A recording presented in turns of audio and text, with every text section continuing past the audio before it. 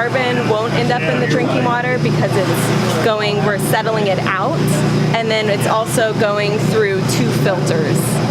So we're looking, making sure we're getting the things that the toxic algae out, and we're also looking at turbidity and other indicators to make sure that we're not getting stuff on the backside of the membrane or of the filters. As we get that water, we're feeding it into a roughing filter. So if there is any powder activated carbon left, it will be filtered out. And then it goes to the slow sand filter, which is the normal water treatment process at this plant. So what we're doing is we're adding, so it's powder activated carbon, we're mixing it with the source water to come up with a solution that then can be injected into our main water. So this is powder activated carbon mixed with source water, so it just looks like a dark solution. This is what we're going to be injecting into the water body. So we mix the powder activated carbon with water and make this kind of thicker solution, so then we can easily inject it into the main water that we're treating.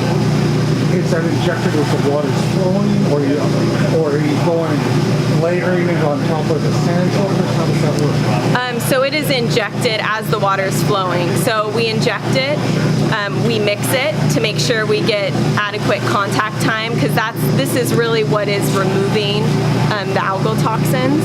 We're absorbing them. So we inject it in the water, mix it, and then once that process is done, we're settling it out. So then it's clear, clarified water. So we have a group of experts at our lab in Boise, Idaho. They looked at a bunch of different applications. We chose this for the initial response because it is the quickest thing that we can mobilize and produce safe drinking water for this initial demonstration test, which will be about a week. And then once we do that and we get tests back, we'll be able to determine exactly, how much we'll need to keep dosing. Powder activated carbon has been used elsewhere to remove cyanotoxins. There's a lot of literature on it, and so that's why we used it kind of for our first approach to address the issue at hand. We are, like I said previously, we're using this as an initial response, and we may look at additional long-term solutions, but this is the quickest, best method we have to address the issue at hand. So we have, a pilot scale where we're testing, we're showing that it works, making sure there's no other implications. Demonstration is to scale it up, make sure on the full scale there's nothing else that we didn't see at the pilot scale, and all of that's done before it actually will go to the full plant.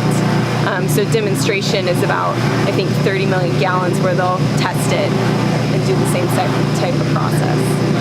Basically, we want to make sure if we have powder activated carbon that's not completely settling out and it's carrying over, we want to make sure that we don't get too much head loss. That really is more of an operation and maintenance impact than anything. It's not going to affect the water quality. So we're looking at that, and then we're also looking at, we're measuring the toxins and the influent and effluent, and we're measuring turbidity and other indicators to see how the filters are performing. Perform tests before and after to make sure we don't get any breakthrough.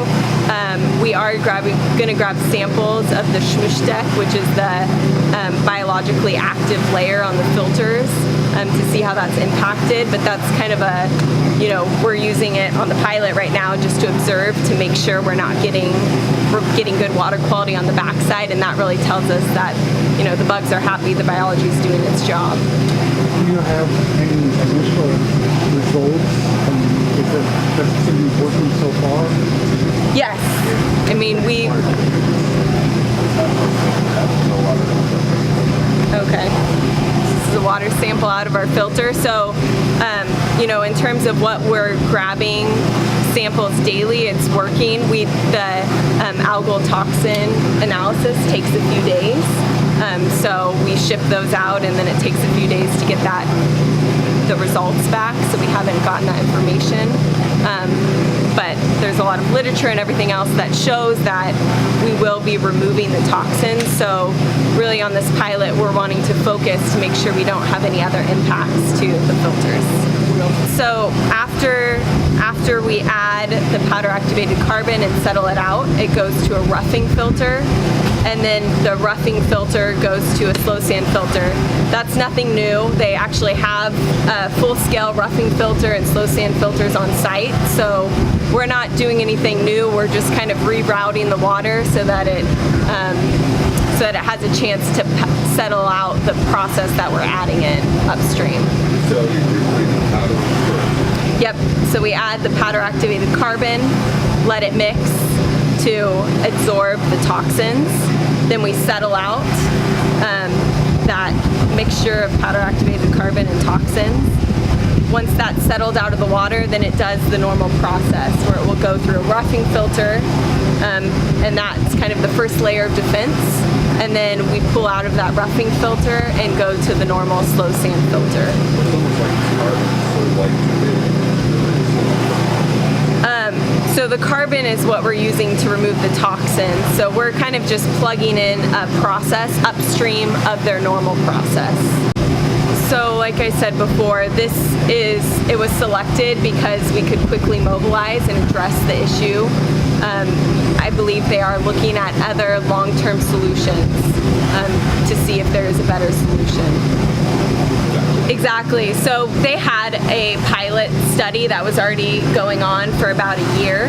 So what we did was just modify their existing pilot. We pulled the water off and we're injecting PAC.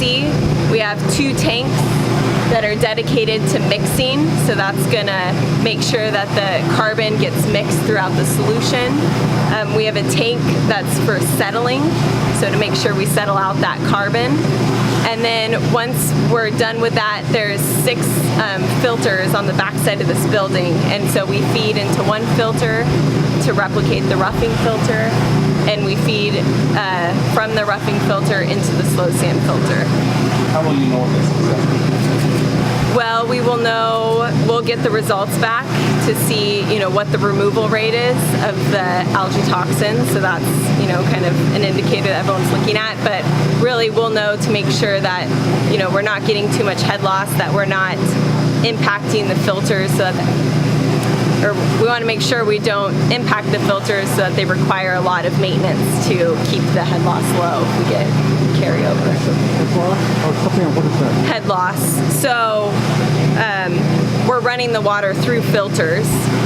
So we have media, which is sand, that we're running it through. That's the normal process they have here.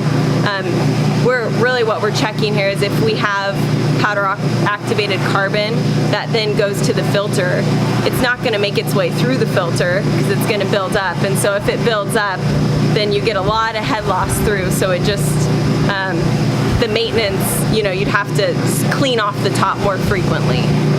So it's more of a maintenance impact. Exactly, clogging of the filters. So that's really what we're testing, in addition to, confirming that the powder activated carbon removes the cyanotoxins. I would say this is definitely a immediate satisfaction. I mean, it's great to be boots on the ground and to actually see stuff get implemented that I'm testing right here. A lot of our jobs we design and then they get built 4 years later, but this definitely feels like I'm making an immediate impact, which is great to be a part of.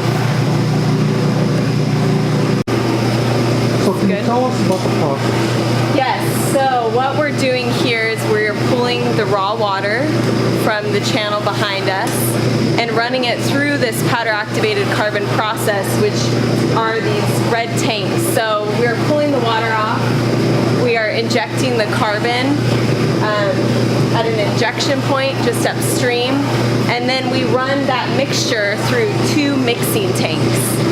So it goes into 2 mixing tanks so that that we get adequate contact time between the carbon and the water. After the 2 mixing tanks, we go to a settling tank, and that purpose is really to settle out the carbon because we don't need that for the process anymore. So we settle out the carbon, and then we take that clarified water on top, and that's what we feed to the roughing filter, which is a sand filter. And then the effluent of the roughing filter goes to the slow sand filter.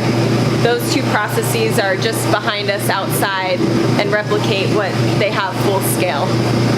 We got it set up in about 2 days.